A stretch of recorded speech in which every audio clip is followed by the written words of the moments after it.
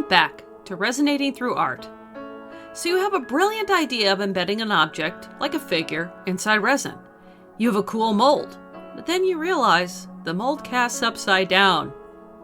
How can you get it to defy gravity? Depending on an object's buoyancy, it will either sink or float in resin, meaning your object will either sink to the bottom of the mold, as this solid one did, or float to the top of the poured resin, as this hollow figure did. There's a simple solution, and in this video I will show you how to make a seam to hold them in place. First, we need our figure. I went the extra mile and sculpted a digital 3D dolphin in Blender.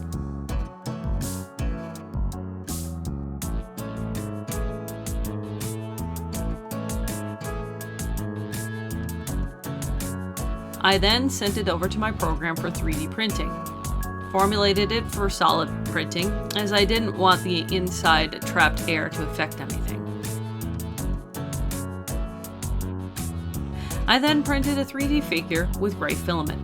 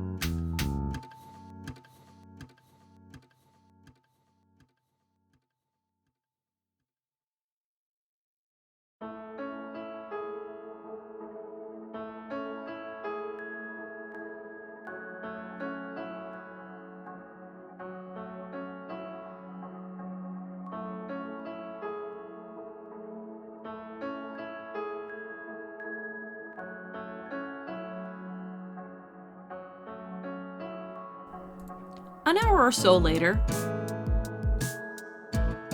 and ta-da! We have our little seafaring friend.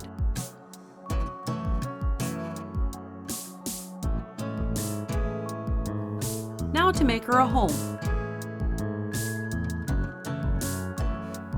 To do this, we need the mold, some crystals,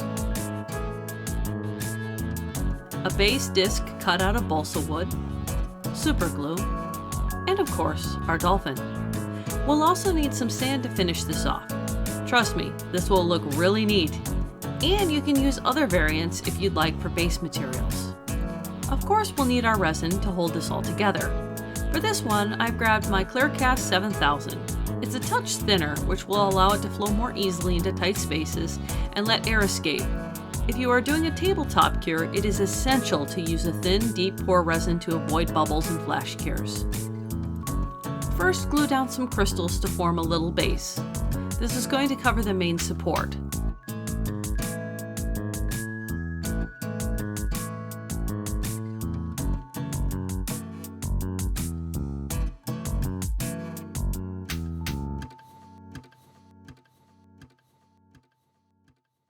Then, place a crystal in the center, aiming upright, but at a bit of an angle so that it will slide easily into your mold. Always keep that in mind. Hold it for a bit until it's solid.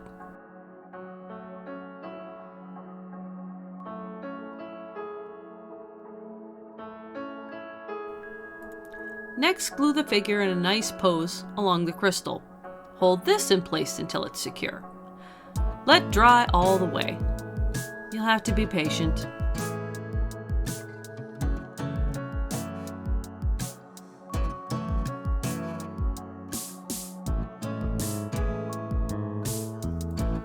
Once it's fully secured in place, tip the piece over so the wood base is exposed. With a hot glue gun, attach a toothpick to the bottom and hold until it cools. This allows the brace to be removed once it's no longer needed.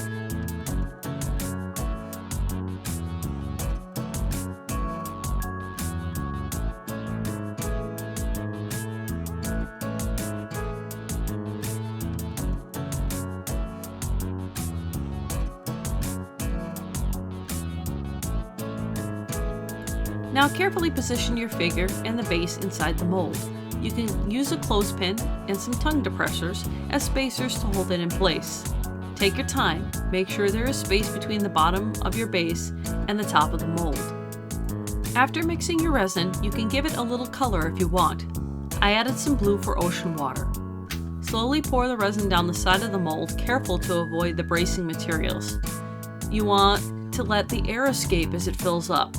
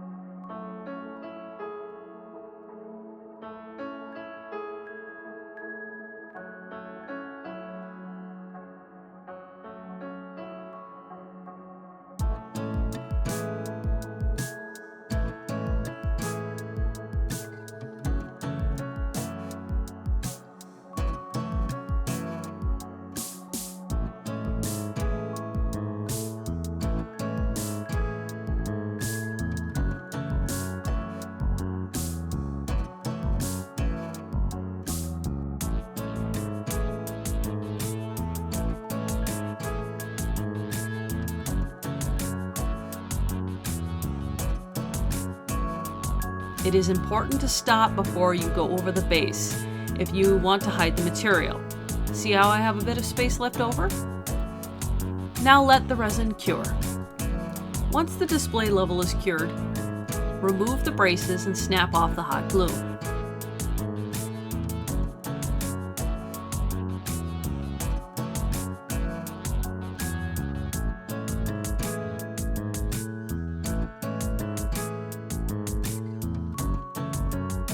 Now fill up the space with sand, making sure to work it right up next to the crystals.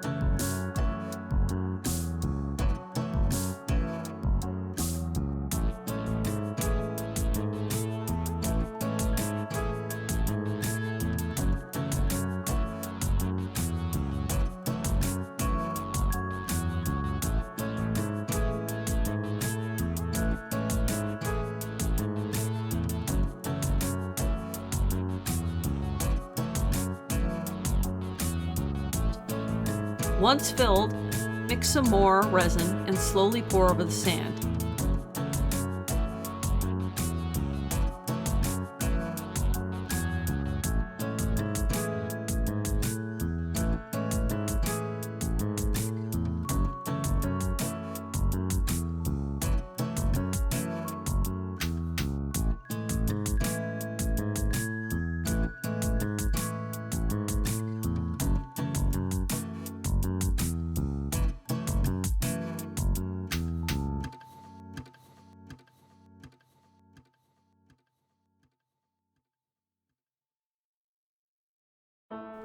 Give it a bit of time to seep down into the sand and expel the air. This is another reason to use thin resin.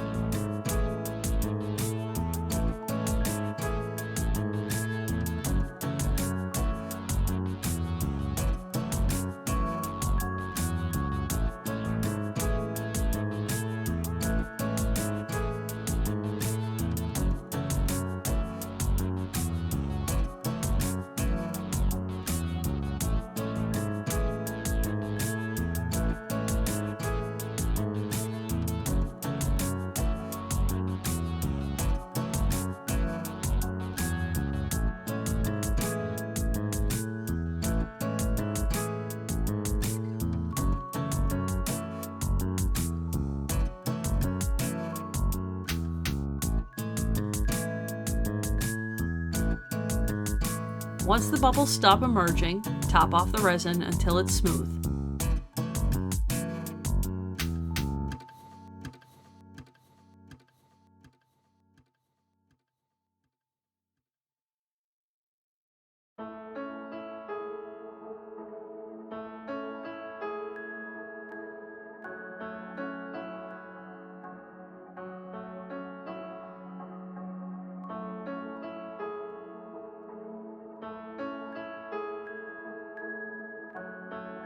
Now let the resin cure. In my case, I put it in the pressure pot to take care of any bubbles.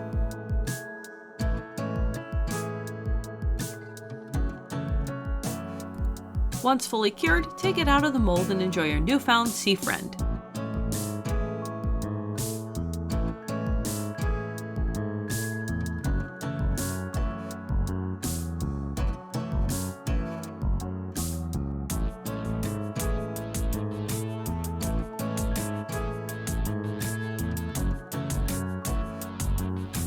You can do this with store-bought figures if you don't have a 3D printer, or even make your own sculpted polyclay creations. Maybe you fancy a unicorn or even a dragon. As long as it fits in the mold, you can make it work with a little creative suspension. As always, feel free to ask any resin-related questions. I hope you'll share your creations with me and join me for future tutorials in Resin-ating through art.